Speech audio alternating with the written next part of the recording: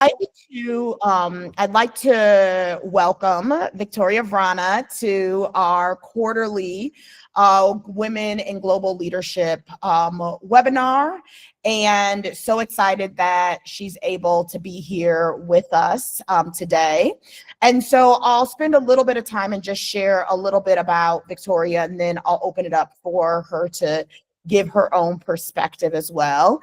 But Victoria is a senior leader in the innovation and philanthropy space. She is the CEO and at the helm of Global Giving in her current capacity and current role. She joined Global Giving from the Bill and Melinda Gates Foundation, which is where I had the immense pleasure of working with Victoria. And in that role at Gates, she was Deputy Director of Philanthropic Partnerships, and she really oversaw the portfolios around policy, data, and everyday giving. Previously, Victoria also held positions with Venture Philanthropy Partners, the Moreno Institute, and Millennium Communications. And earlier in her career, she directed a network of East-West Women Online, which was the first online network linking women's rights activists and NGOs in the post-Soviet countries with global counterparts. Victoria studied in Germany and Hungary and has a degree in comparative literature from the University of California, Davis. And I just learned something new about you, Vic, because I didn't know you studied in Germany and Hungary.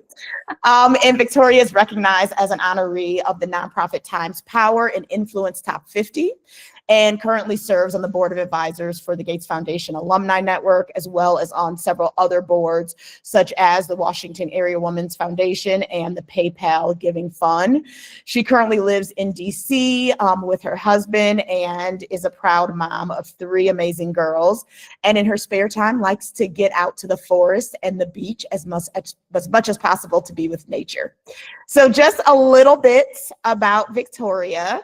And so before we kind of jump in, Victoria, I'd love for you to share just anything additional about yourself in terms of your leadership or you as a person or individual for our guests, and then we'll jump into the questions. Sure. Thank you so much, Tiffany. I'm so excited to be here, and I'm dying to know more about everybody who's here too. We've got like a great group. If you have a second in the chat, just name and where you are right now, and something to kind of describe where your head's at today. I just love to like have a little bit of community in this space while we're here.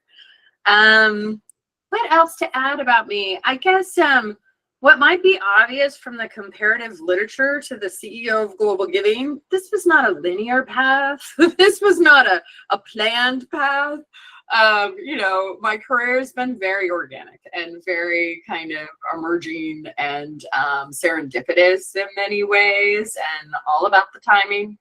And so I think that's been a common thread. I mean, the main thing I always wanted to do was make the world better and change it. Wanted to change it because I did not like a bunch of things about it, and there's still a bunch of things I don't like about it, and I want to make the things I like better.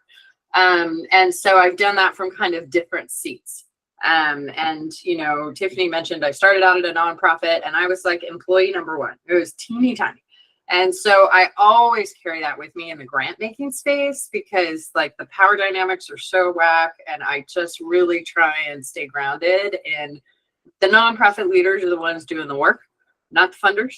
And, what do they need? How does that work? How does that feel when you're in that position and you need resources to do your work? So that's just been kind of a grounding force for me the whole time. And that's part of why I stay on the board, especially the Washington Area Women's Foundation, to stay close to my own community and stay close to like really grassroots orgs. I love that, Victoria. And I think that just hearing you talk about that, what resonates for me is that in this current space that you've had an extensive career in, and that you're leading now with Global Giving, we're in a hugely complex time, right? Externally, as it relates to the nonprofit space, as it relates to the giving space, as it relates to both domestic and international development, and what that actually looks like, and helping take organizations through that change and transformation and complexity, and figure out what does that mean for still driving impact in a lot of these areas that are really important. And so what I'd love to kind of kick off this webinar with, Victoria, to kind of set the foundation, is you, through your career, had to lead through a lot of different changes, right? And I'm sure this is one of the larger ones. You're leading an organization through. And so I'm curious if you can talk to us a little bit about when you have led organizations or teams or systems or groups, right? Even when you were earlier in your career, when you've had to just show up as a leader through periods of really deep, complex, external and internal change, because the external change requires us to have some transformation internally in order to continue driving impact. When you think about those moments in time where you've really had to lean into change and complexity, but still driving towards your goals, what kind of stands out most to you about what it truly means and what it's truly meant for you to be able to lead effectively through those pivots, through those changes, right? That hopefully are significant and you're able to get out on the other end in even a better place. But what are some of the things that stand out as really what truly has taken you and supported you in being able to lead through that? Yeah, it's a great question. And it, I love this conversation we're having because it gives me some space to think about this. And part of what's tricky is I think some of what you need for internal transformation in an organization is almost the opposite of what you need to manage external.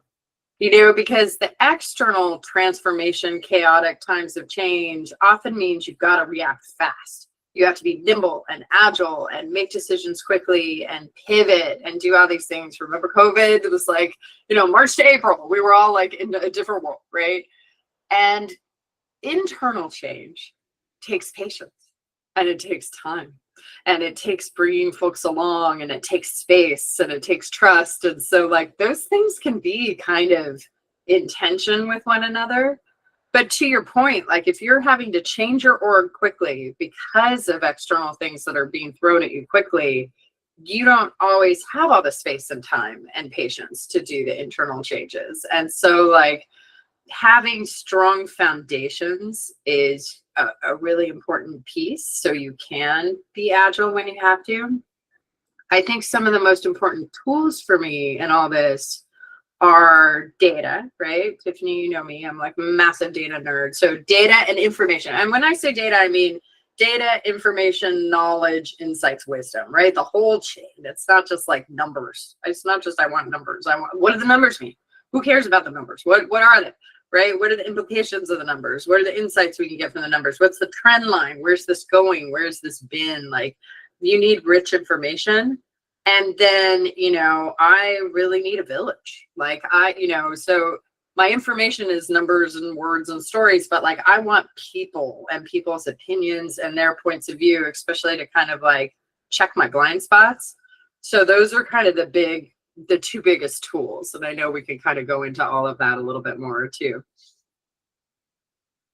Yeah, I would be really curious just to like dig a little bit deeper in both of those, right? Because I wrote down the whole kind of chain of data, right? That life cycle of you get the data, you get clear on what information, right, is fed into that, and then what are the implications of that? And then you have to make sure as you're driving change that you're getting people's opinions, right? As you mentioned.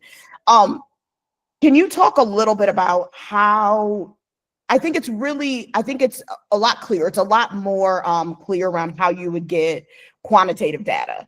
And when we're working in kind of complexity and ambiguity, sometimes there's not like a right or a wrong, right? There's not like, it's a yes and. Yeah. Could be this, could be that. Can you talk a little bit about as a leader and when you're driving through pivots and chains, how do you gather and think about like qualitative data, right? About how is this impacting, right? Whether it's internally or whether it's externally, to be able to define the implications and the decisions. And then talk a little bit about, too, I'd love to hear, Victoria, is around how do you bring in diverse perspectives? So you talked about getting people's opinions, right? And I think that one of the most important things from a leadership perspective is how do we continue to learn and unlearn, right? Because we're all human, and there are certain things that we have to unlearn, and there are certain things we have to learn, and we define that by who we put around us and who we allow to push us and to think differently. So can you talk a little bit about how you create the space and also the community, both internally and externally in your organization, to be able to get those diverse opinions and push on yourself from this data, right, that you've collected? Yeah, and I think, you know, those two things go together, right? The kind of qualitative information and the opinions, the perspectives, and like getting those. So, I mean, I try to show up in as many spaces as I can, and different kinds of spaces. So whether it's like a webinar like this, I'm in a 2 or 3 different leadership communities. And so they're like groups of leaders who trust each other that you can get information from. In this year with the US administration threats and destructive actions, I've also quickly formed some other new relationships with folks in my space who might be like competitors. But you know what? If they're competitors, we're going to be facing the same threats. And so actually trading information is really helpful. And so, you know, trying to, and then like actually online, I do spend a little bit of time on LinkedIn every week, just kind of getting the pulse of where the conversations are. I do a lot of reading. And that's a place where I can often get kind of contrary views without having to be like, Tiffany, you're totally on the opposite side of the fence. Let's sit down and have coffee. Like that takes some time, you know, but I can read your things that you put out there and that you share, you know, and so kind of getting those, all of those opinions. And I'm really fortunate to have had some great mentors in my life. And one of them, a man named Mario Marino, I worked for him, 15 years ago. It was like, I started out working for him almost, oh my God, a long time ago, 20 something years ago. And I worked for him for a long time. And he was the king of like, he would draft something and we'd all be on board. And then he'd circulate it to like 50 people. He'd send it by email to all these people, including people who were not on the same side of the fence as him. And then he'd come back and he'd want to change everything. And it drove us all insane working for him, but it was so powerful because what he ended up with was usually much better. And to take that time to second guess yourself, to not be so wedded that you're right, like I'm sure of this, and to kind of have that humility to get opinions from other people.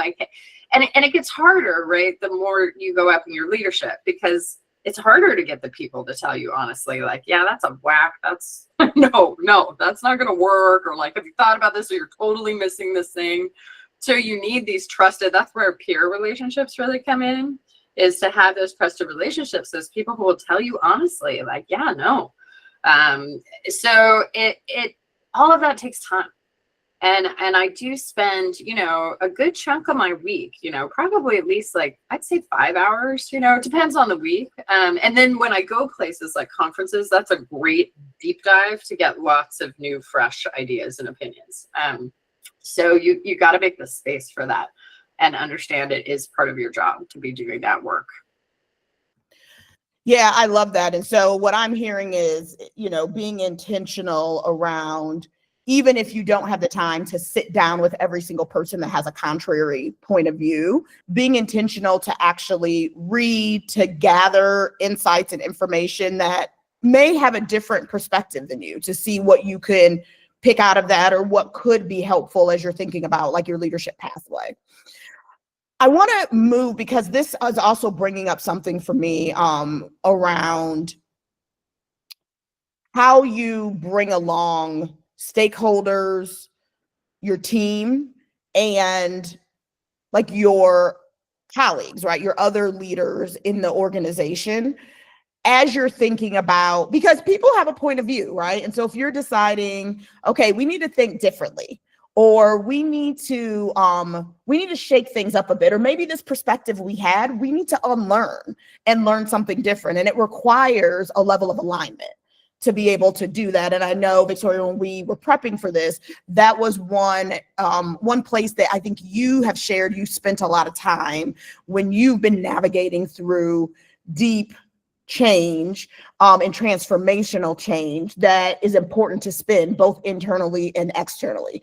And can you tell us a little bit about what alignment actually look like in practice, and why is it so critical, right, during times of change? And I think that what alignment looks like in practice is really important, because I think alignment is different than necessarily agreement. And so I'd love to hear kind of how you're thinking about that. Yeah. I mean, I think it starts with two things. And one is that North Star, like, what are we out here for? What's the why? Right.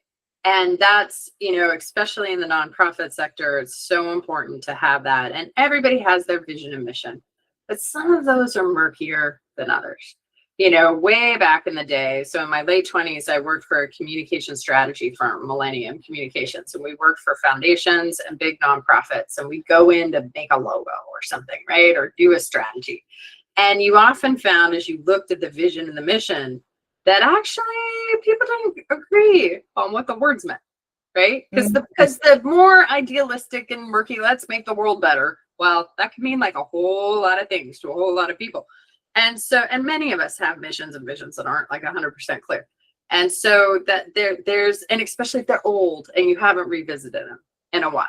And so you can have those things, but they may not mean the same thing to the whole org. And so it's really important to know what those things are, know the why, and have everybody be on the same page. And we're finding at Global Giving, we're 23 years old, and there's a couple areas where it's a little mushier than I think we'd want it to be. And we're like, how do we look at that next year? How do we really kind of refresh that and make that live and make sure we're all kind of in the same page on this? Like, so that's one big piece. But when you asked me this question before, when we were prepping for this, I also have been reflecting on like alignment. I'm thinking about senior leadership teams, and it takes honesty and it takes trust, because people can say they're on the same page, but again, they may not mean it, and so you have to be willing to be really honest with each other, and you have to have trust to bring up things when you disagree and when there are places where you don't see things the same way.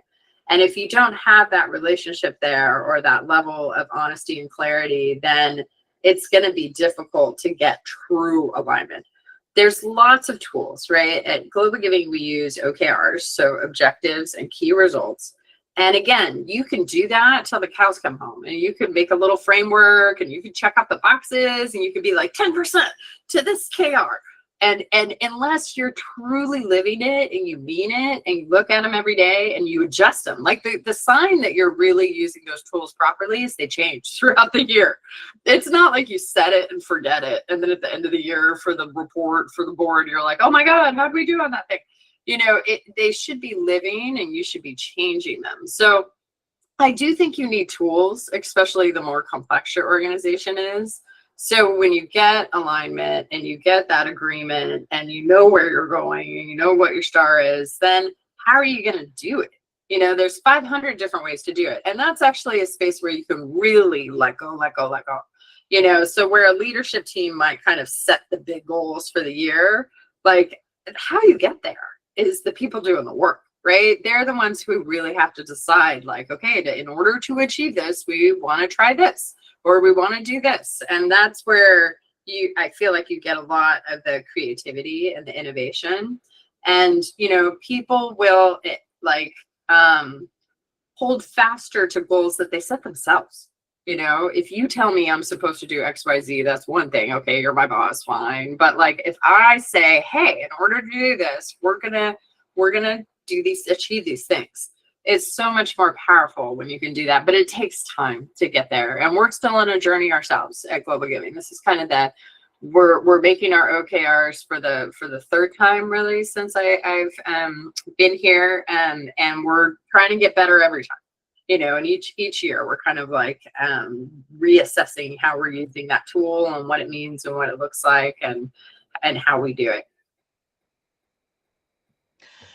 Yeah, that really resonates for me, Victoria, because I think sometimes I've seen organizations I've been in and also clients of ours that over-index on the tool. And yes, the tool is important, but it's also how the tool is being used. And the thing that you mentioned that that I think is so important and key is these things should be changing because the world is ever changing. And so if you're holding on to something, and I think that also goes, Victoria, to what you said around the trust piece, because from a leadership perspective, the only way there can be trust is if there's also vulnerability around, okay, this thing is what we thought it should be at this moment in time.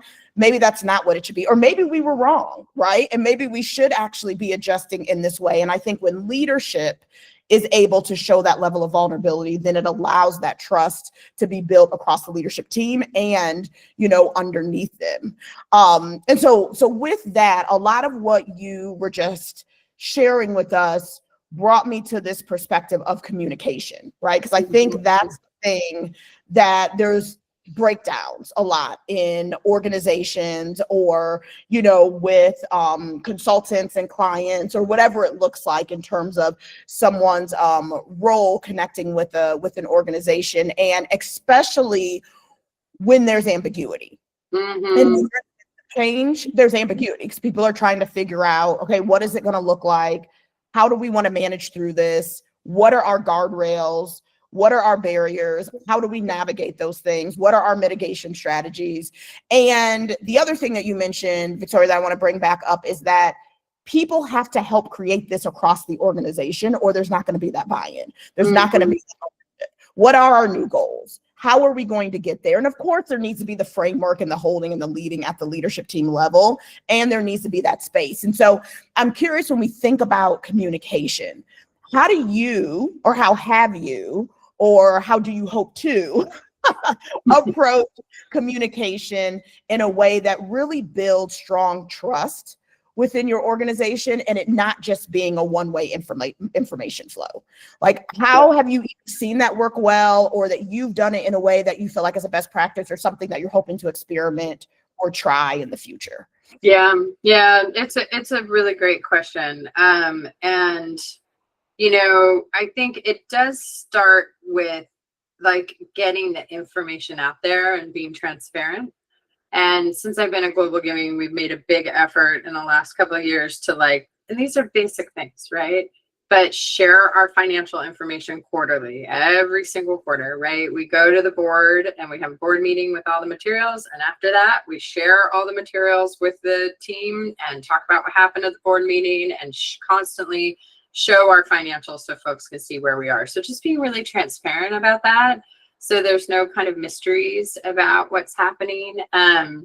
We are working on cascading information better. And so like information goes from leadership to teams, that there are discussion spaces in teams. We find that, you know, so we have a staff of about 70 and we have an all staff meeting every week.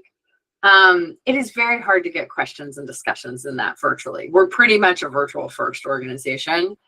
And so, you know, we've experimented with different kind of town hall forums, and we're working on making that a more comfortable space and getting questions ahead of time and questions after, questions in chat, and this, that it's difficult with everybody. So we're trying to have more of those conversations within teams, but then have that consistent. You know, because some leaders are stronger at doing that than others, or they may structure it in a different way. You don't want like cookie cutter conversations because teams have microcultures and you got to respect that. But at least like everybody's going to create space about this topic to have the conversation and get the feedback. And so there is something about just like over communicating, and then repetition I find is pretty important. Like kind of, you know, it's if you have new information all the time for the organization, it's just kind of like, whoa, what's happening?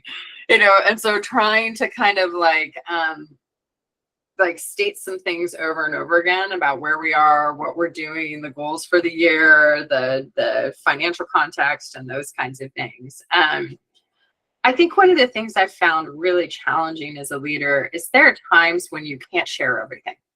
You either don't have the answer, you don't have all the information, there are HR or legal issues. Like you can't always share everything with everybody. You need to share enough. And sometimes you have to kind of hold on those backstories, or there has to be a lag in time before folks have the full information. And we're trying to get better at saying, we can tell you this now, we don't know this now, or we can't share this now. We will share this at this point. And just being open about that and trying to be transparent about the fact that we can't share something, or we can't share it right now, or we have no idea. Like there's that too. Like this thing is happening and we don't know what will happen. But we're thinking about, you don't want to leave people hanging in an unknown, really uncomfortable place. Like we try to share the steps we're taking to get to the answer or prepare for the thing. And so even like being transparent about like, what you don't know for sure is important. I send out a monthly note, and I think I've been 100% consistent about that this year. Last year I got a little hit or miss with travel, but in that note, I reflect back on kind of what happened in that month, and what's coming up, including what I'm doing. Because I feel like as a leader, like I'm responsible for sharing that. Like folks should know how I'm using my time. And when I'm running around going to this conference or that conference or this webinar, like people should know why. Like they have the right to know like how I'm spending my time as a leader. And so, it's not like every single thing I do, but kind of big things and what I'm learning and hearing while I'm out there. Like I try to share that too. I love that. And one of the things you just mentioned that I want to pull out that I do think is so important. Well, two things. So one is the repetition, right? Around the same communication, not layering on like multiple levels of communication and multiple messages, I think is so important because we know we have to be told things 7 times for it to sink in, and probably in 7 different ways with all of the digital technology and AI, everything that's out there now.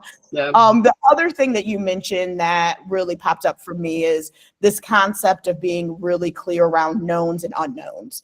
And we found that that's extremely helpful in times of change for our clients, and that we recommend to our leaders is be really clear. Like when you're communicating, here are the things we know, and here are the things we just don't know yet. And what it does is I think it demystifies that leadership or someone has something behind like a closed door that they're not telling people. And some of the knowns, maybe we do have a sense of what this is going to look like, and we will be communicating that out at this perspective or this moment in time with this perspective. We're not able to communicate it right now, right? And it's that building that trust and also putting yourself as a leader out there with a level of vulnerability, saying like, this is something I have to hold at this moment, and we will make sure that we're communicating it in the time that we are able to do that. So I think that's super important. On this same line, Victoria, can you talk to us a little bit about how you do the same thing around building trust with communication externally, with like partners, or, for those who may have clients, but like, what does that look like to actually build this trust through communication externally as well? Yeah, so, I've been reflecting on this a bit in the last few weeks. I was at the Independent Sector Conference a 3 weeks ago, and they shared that, and there's on my LinkedIn thing, there's a slide if you want the data on this, because it's pretty compelling. So nonprofits are the most trusted institution in the whole United States. Now I did note that they left churches out of this. So like, it's my husband immediately, he's like, where are churches and all this, which is true. So in this survey, there's nothing about faith-based institutions. So put that aside for a second, but nonprofits are the most trusted. Now, only 56% of people trust them, which is not great. Like usually I look at that number and I'd be like, oh, it's not that great. But the fact that we are the most trusted, government and media are the worst. Philanthropy is at about 30, something like that, 33. The really disappointing thing is that only like 35% of Americans trust their neighbors. And so that's shocking, and that's a real bummer. And I'm sure many of you, this is a global conversation, so I'm hoping you're from many other countries where that's not the case, because that is a vulnerable thing for a country and communities. But it does make me think, what it made me think about is how important the trust that a nonprofit holds is. Like that is this valuable thing. And how can we expand it to help build more trust in our communities? How can we lean into that? How can we grow it? How can we get it beyond 56%? And so how do you do that? I wish there was like a magic formula for it. I mean, again, Transparency about who you are, what you do, why you do it. For us, we're a platform.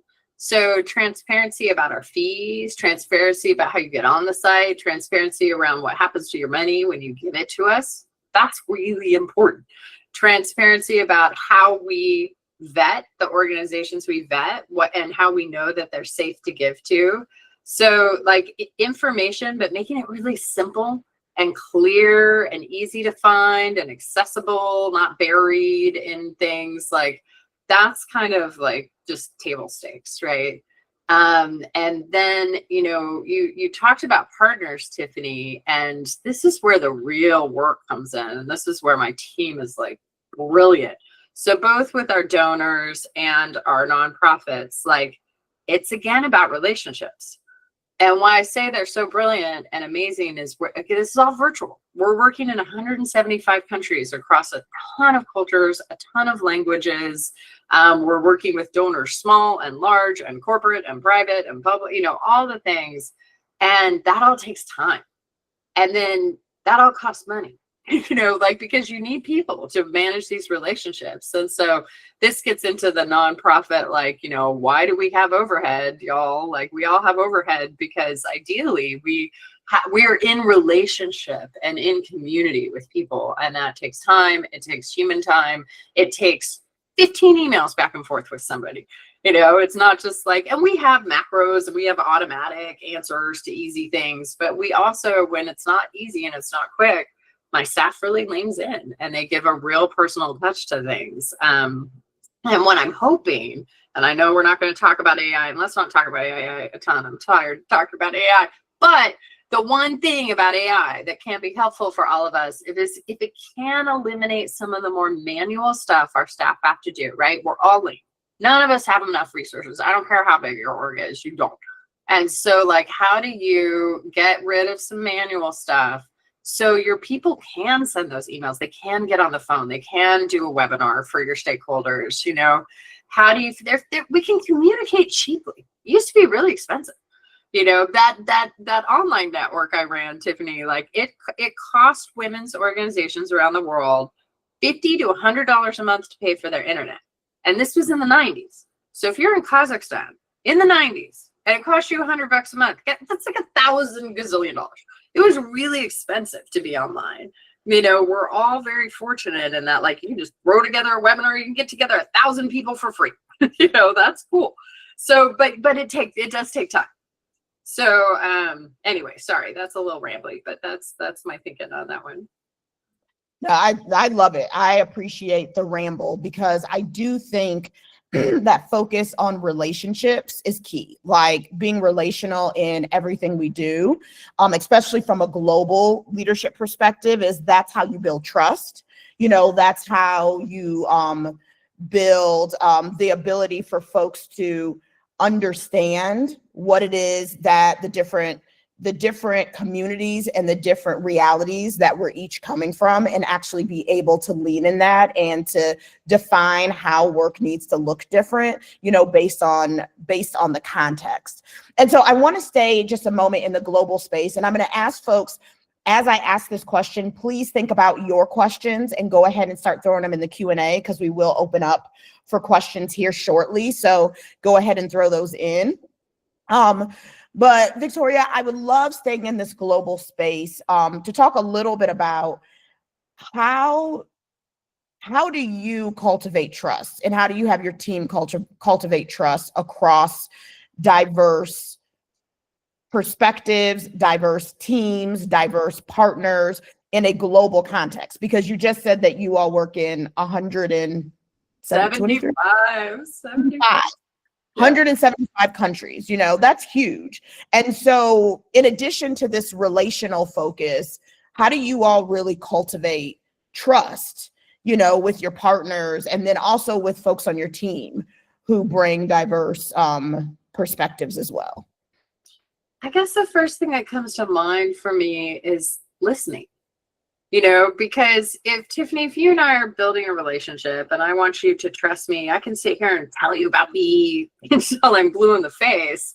And that doesn't necessarily demonstrate anything. It doesn't demonstrate that I'm really here at the table for you, and that if I go on and on about you and your contacts, oh, Tiffany, you live in South Africa, so I know that you are blah, blah, blah, blah, blah, blah. And gosh, I know this about you, and I know that, like, I don't know your context. I don't know, your culture. I don't know your country. We at Global Giving can't know 175 countries, no matter what, no matter how many experts we have on staff.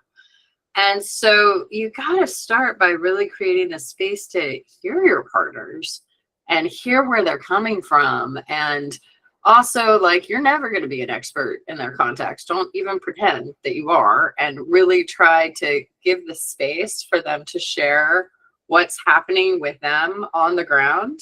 And then reflect back that you heard. It's some basic stuff, right? But like, you got to show that you heard that. You got to show that you understand that. One of the things about feedback that I think is tricky, and now this kind of goes to staff, but it also goes to stakeholders. Everybody's always excited and pushing to get a lot of feedback. But the thing is, if you're not going to actually demonstrate that you heard the feedback and considered the feedback and maybe acted on it, maybe didn't, and why you didn't, then it's like, that does not build trust. Because if I ask for your feedback and your ideas and your suggestions, and you tell me all this stuff and I never do it, and I never tell you that I heard it, and I never show you that I heard it, that's not okay. Now, it doesn't mean I think you have to do everything everybody asks you to do, and that's where the loop comes in. Like, hey, Tiffany, that was an awesome idea, but let me tell you why that won't, we're not going to take that on, or we're not going to take that on right now, or we wish we could take that on, but we don't have the resources to, but again, space and time. So I guess, one of the lessons is to be careful about asking for a bunch of feedback and ideas unless you can actually act on it. But with our partners, so we hold webinars, we hold quarterly webinars, we do surveys, there are a number of things we do to kind of show up in their space. And then I was talking to someone about this the other day, we respond a lot in times of crisis. So at any time we have all these disaster funds running, and sometimes, most of the time, those are natural disasters, but more increasingly they're humanitarian crises. And the thing is, because we work with local orgs, they are the first responders. They're on the ground. They're in the communities that are affected. They're not parachuting in 1 day, 2 days, 3 days, 5 days later. And there's tons of room. Like, those organizations are phenomenal and do great things too, like international organizations that respond. But for the local orgs, I mean, the first thing we always do when we reach out, because we need to see who's responding and who's ready, and to get information about what's happening on the ground. But we always start with, like, how are you? How is your staff? How are your families affected? Are you okay? Do you have shelter? How's your headquarters? How's your equipment? Because that stuff gets impacted for folks. And so it's like, it's just kind of, again, it's not being transactional and creating the space for that.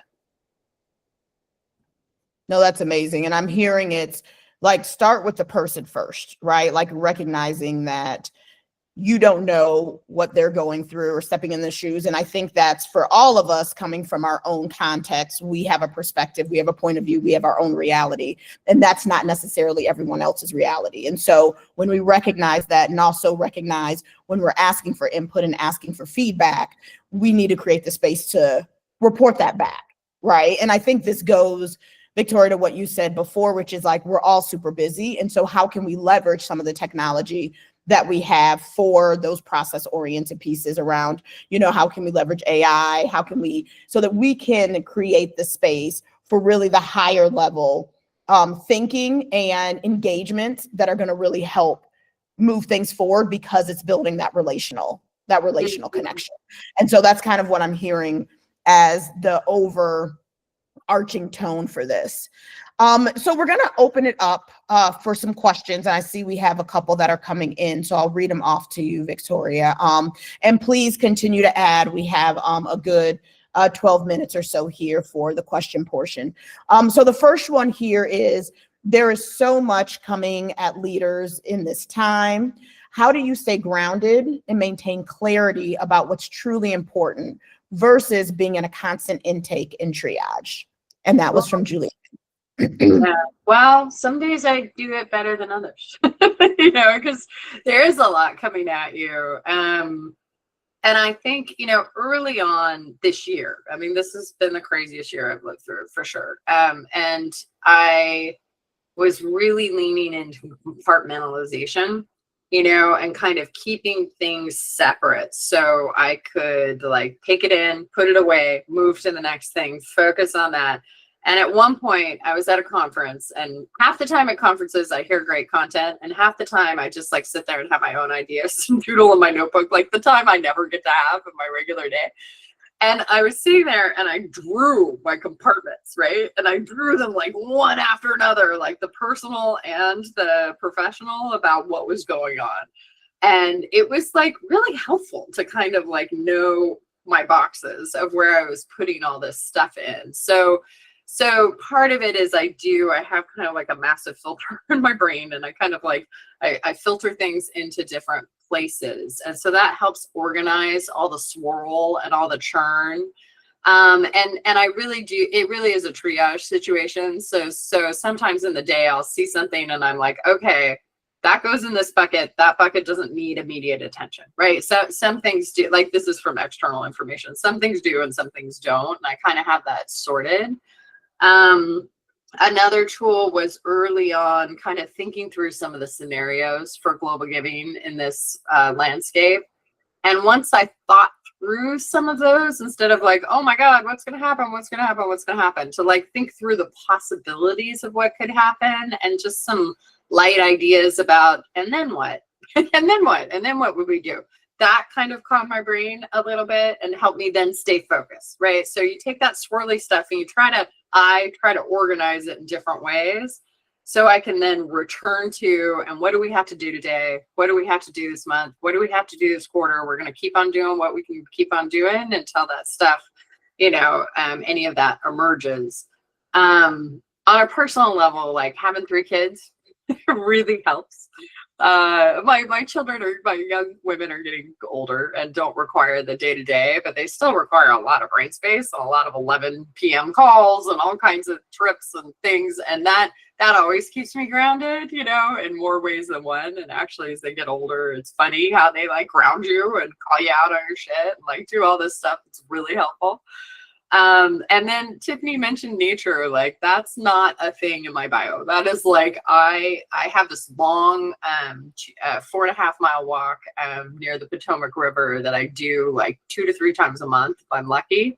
And that it's like through beautiful forest, river, you know, all the things. And like, I always feel better when I'm done with that. It doesn't matter if it was raining or beautiful or humid as hell. Like it just, whatever, like going through that forest for you know a couple hours like calms my brain. And so there's lots of other little nature things I try to do, but that's like, in fact, wait, oh, I have a picture. Yeah, this is I got this out the other day. This is me and one of my best friends who hikes in here all the time. And like it just, you know, it's just so important for me to have that space and kind of quiet space. You know, this job is loud and busy and I'm an introvert. And so it's like, I want some time where there's just like trees.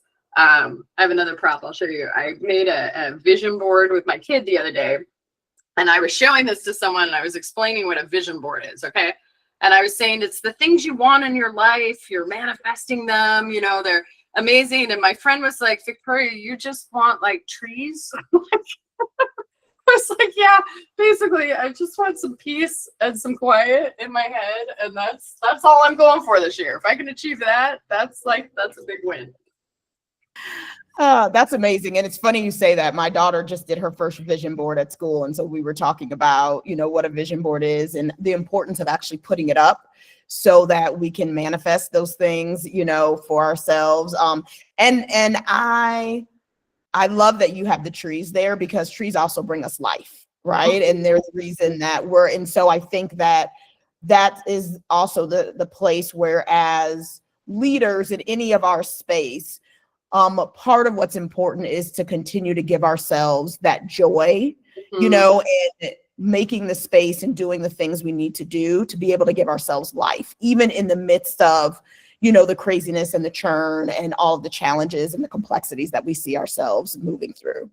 And these are dark times, right? I mean, Yeah. we have to really hang on to the hope and amplify and grow that hope. Like, just like I want to amplify and grow the trust, every day I'm looking for something that gives me hope. And often they're weeny beany little things that feel quite small in the perspective of what we're up against, but they totally warm me. They will keep me going, those little embers. So life and hope and joy are essential right now, because you can't get lost in the overwhelm. Exactly. I love that. So as we're waiting on other questions to come in, and please throw those in, we still have a few more minutes. Victoria, I'm going to throw another question that I have for you, and it's really around your own personal learnings as you've kind of navigated through your leadership journey. And I'm curious, what was one of the biggest things that you've had to learn, and what was something that you had to unlearn when we talk about, leaders being open to that, and especially as you think about global leadership? Like, since I've had this role, or just over my whole career? Yeah, I think over your whole career, your whole kind of leadership journey. That's such a good question. What did I have to learn, and what did I have to unlearn? I think part of what I've learned is the importance of relationship in work. Because I remember when I kind of entered the work world, not so much of my NGO that I was at, but when I went into more of in the consulting firm, right, where it's a little more buttoned up, and I had an office, and we did strategies, so it was all a little more shiny. I think really, and it's kind of a learning and an unlearning, right? It's like learning that again, that relationship piece is so important, and you have to take time for it.